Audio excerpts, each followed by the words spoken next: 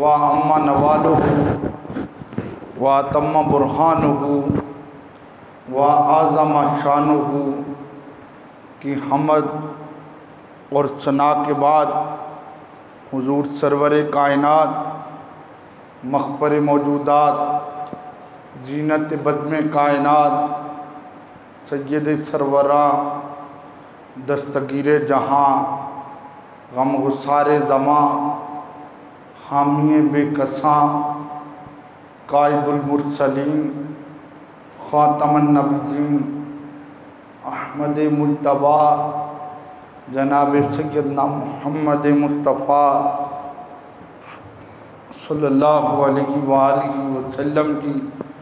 بارگاہ عالیہ میں درود السلام کا گلدستہ پیش کیا۔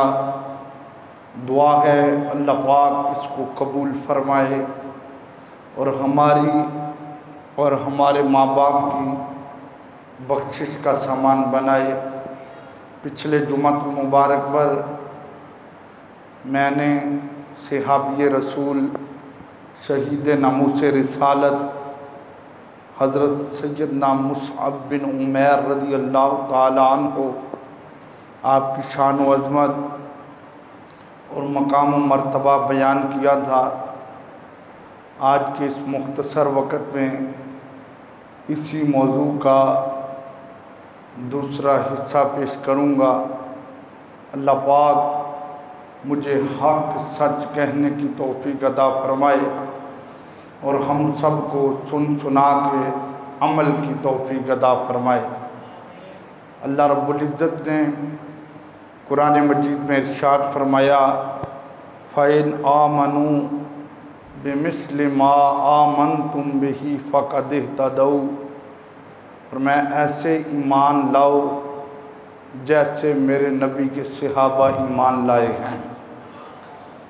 اب دیکھیں، ہر بندہ کہہ رہا ہے کہ میں ایمان والا ہوں، میں مومن ہوں، اپنے ایمان کا اعلان کرتا ہے۔ یہ یاد رکھیں، اللہ کی بارگاہ میں وہی ایمان قابل قبول ہے جس کا ایمان اللہ کے رسول کے صحابہ کی طرح ہوگا۔ فرمایا فَإِنْ آمَنُوا بِمِثْلِ مَا آمَنْتُمْ بِهِ فَقَدِ اهْتَدَوْا، ایسے ایمان لاؤ جیسے نبی کے صحابہ ایمان لائے ہیں، تو پھر اللہ کی طرف سے تمہیں یہ پروگرام سنایا جا رہا ہے۔ کیا اللہ فرما رہا ہے، جب تم ایسے ایمان قبول کرو گے جیسے ابو بکر و عمر، عثمان و علی نے قبول کیا، جیسے طلحہ و زبیر، بلال حبشی نے قبول کیا، جیسے مصعب بن عمیر، عبد الرحمن بن عوف نے قبول کیا رضی اللہ تعالی عنہم اجمعین، اگر تم ایسے ایمان لاتے ہو تو اللہ کی طرف سے اعلان ہے، اللہ تمہیں یہ سند دے رہا ہے کہ وہ تمہارا ایمان تمہیں اس جہان میں بھی کامیاب کرے گا اور تمہیں قبر و حشر میں بھی کامیاب کرے گا۔ تو یہ دیکھیں نبی کے صحابہ نے کس طرح ایمان لایا۔ اگر اپنے سگے باپ، اگر اپنے سگے بھائی، اگر اپنی سگی ہمشیرہ، اگر اپنے سگے والدین، رشتہ دار، ان سے بھی ٹکر لینا پڑی تو انہوں نے ان سے ٹکر لے کر زمانے والوں کو بتایا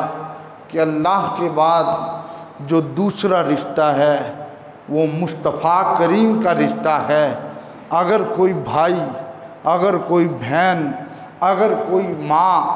اگر کوئی باپ، اگر کوئی رشتہ دار نبی پاک صلی اللہ علیہ وآلہ وسلم کو نہیں مانتا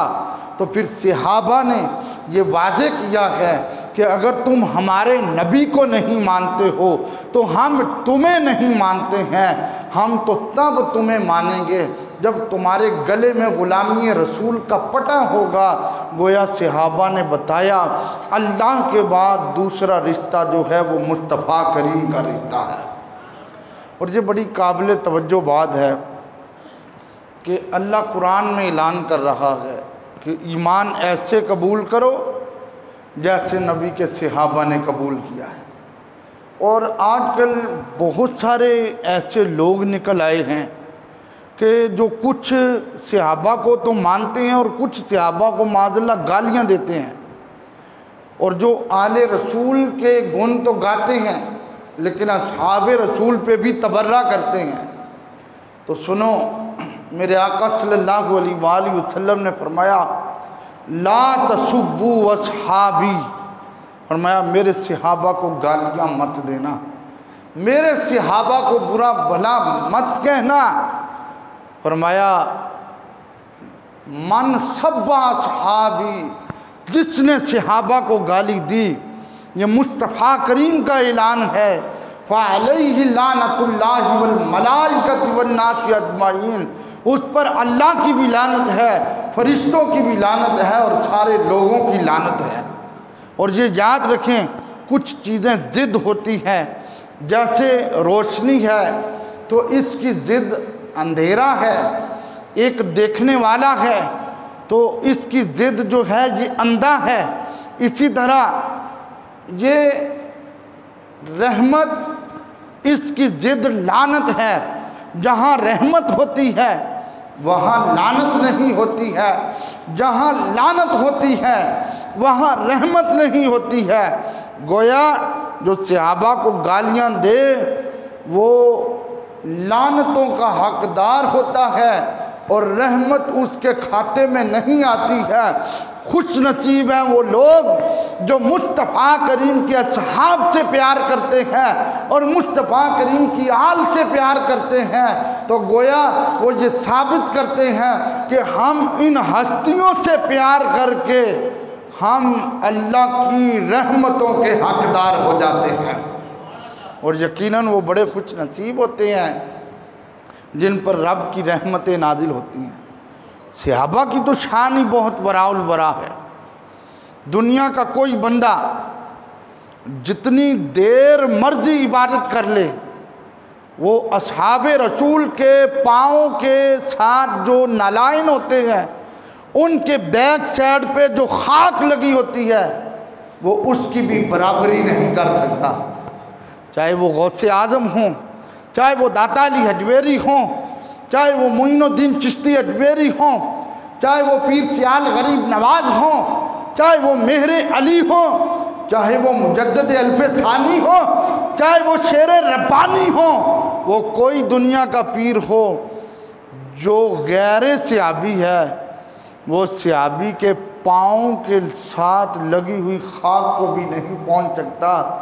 اگر میرے نبی کو دیکھنے والے کی اتنی شان ہے، میرے نبی کی اپنی شان کا کیا عالم ہوگا۔ سنو، یہ حدیث پاک ہے میرے مصطفیٰ کریم صلی اللہ علیہ وآلہ وسلم کے صحابی حضرت انس بن مالک رضی اللہ تعالیٰ عنہ اس کو روایت کرتے ہیں، میرے لجپال کریم آقا صلی اللہ علیہ وآلہ وسلم نے فرمایا اللہ کے کچھ بندے ایسے ہیں بال ان کے بکھرے ہوتے ہیں، چہرے پہ مٹی کے اثرات ہوتے ہیں، کپڑوں میں پیوند لگے ہوتے ہیں، لیکن فرمایا میرے ان لوگوں کی، میرے ان امتیوں کی شان کیا ہے، لو اقسم علی اللہ لابرہ منہم، ترمذی میں حدیث موجود ہے، سرکار فرماتے ہیں اگر وہ قسم اٹھا کے کہہ دیں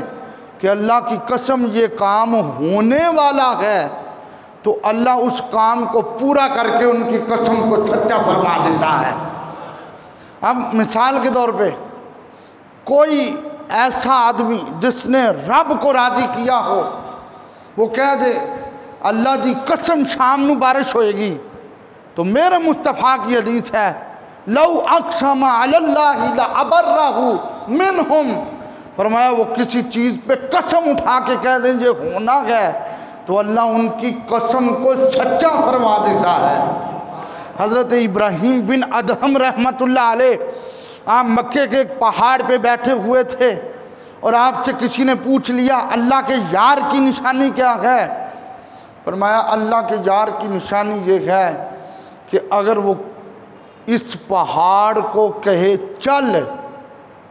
اور وہ پہاڑ چلنا شروع ہو جائے تو وہ رب کا یار ہوتا ہے۔ جو آپ کے سامنے بیٹھے ہوئے تھے انہوں نے کیا دیکھا؟ جس طرف آپ کی انگلی گئی تھی اس پہاڑ نے چلنا شروع کر دیا ہے۔ حضرت ابراہیم بن آدم رحمت اللہ علیہ بول کے کہنے لگے،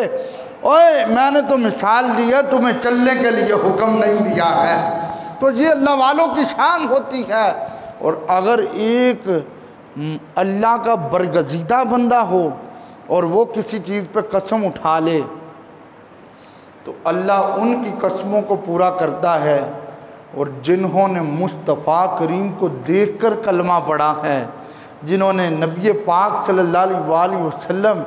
کے صحابی ہونے کا شرف حاصل کیا ہے، جن کو قرآن کہتا ہے اولئک هم المفلحون، اولئک هم المتقون، اولئک هم المؤمنون، جن کے بارے میں قرآن کہتا ہے اولئک هم المؤمنون حقا، جن کے بارے میں قرآن کہتا ہے کلا وعد اللہ الحسنی، تو پھر جن کے بارے میں قرآن کہتا ہے رضی اللہ عنہم ورضوا عنہ، اللہ ان سے راضی ہے اور یہ اللہ سے راضی ہے۔ تو اگر ایک عام متقی پرہیزگار بندے کی نشانی یہ ہے جس کی نہ آنکھیں گناہ میں ملوث ہوں، نہ زبان گناہ میں ملوث ہو، نہ ہاتھ پاؤں گناہ میں ڈوبے ہوئے ہوں، اگر وہ اللہ کا نیک بندہ اللہ کی بارگاہ میں کسی جائز کام پہ قسم اٹھا لے تو اللہ ان کی قسموں کو پورا کرتا ہے۔ اگر یہ عام برگزیدہ بندوں کی یہ شان ہے تو پھر یقیناً جو مصطفیٰ کے قرب میں بیٹھنے والے ہیں، جن کی مثل اور مثال کوئی نہیں ہے، پھر ان کا درجہ وراء الورا ہوتا ہے۔ اس لیے تو حضرت عبداللہ بن مبارک رحمت اللہ علیہ سے کسی نے سوال کیا تھا کہ حضرت امیر معاویہ رضی اللہ تعالیٰ عنہ افضل ہیں یا حضرت عبیس کرنی رضی اللہ تعالیٰ عنہ افضل ہیں؟ تو آپ نے فرمایا حضرت امیر معاویہ جس گھوڑے پر سوار ہوں وہ گھوڑا اپنا قدم اٹھائے، اس کے قدموں کے نیچے سے خاک اڑے اور وہ خاک اڑ کر اس گھوڑے کی ناک میں آئے اور وہ ناک میں جم جائے۔ فرمایا وہ خاک بھی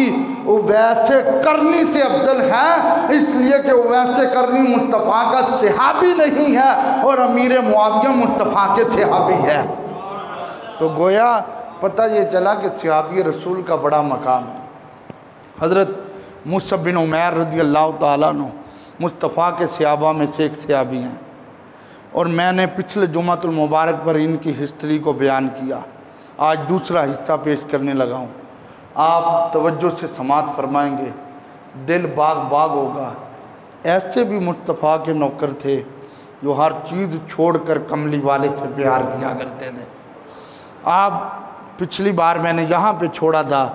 کہ جب آپ مدینہ منورہ سے مکہ مکرمہ لوگوں کو لے کر آئے اور پھر حج کا فریضہ ادا کیا اور پھر ان 70 لوگوں کو کملی والے کے صحابی ہونے کا شرف حاصل ہوا، اور پھر آپ کی ماں نے آپ کو پیغام بھیجا، اور پھر آپ نے اپنی ماں کو کیا پیغام بھیجا، اور پھر اس کے بعد آپ اپنی ماں سے ملنے کے لیے گئے تو اس دوران گفتگو کیا ہوئی یہ میں نے بیان کیا تھا۔ آئیے اگلا حصہ میں پڑھتا ہوں۔ حضرت مصعب بن عمیر رضی اللہ تعالیٰ عنہ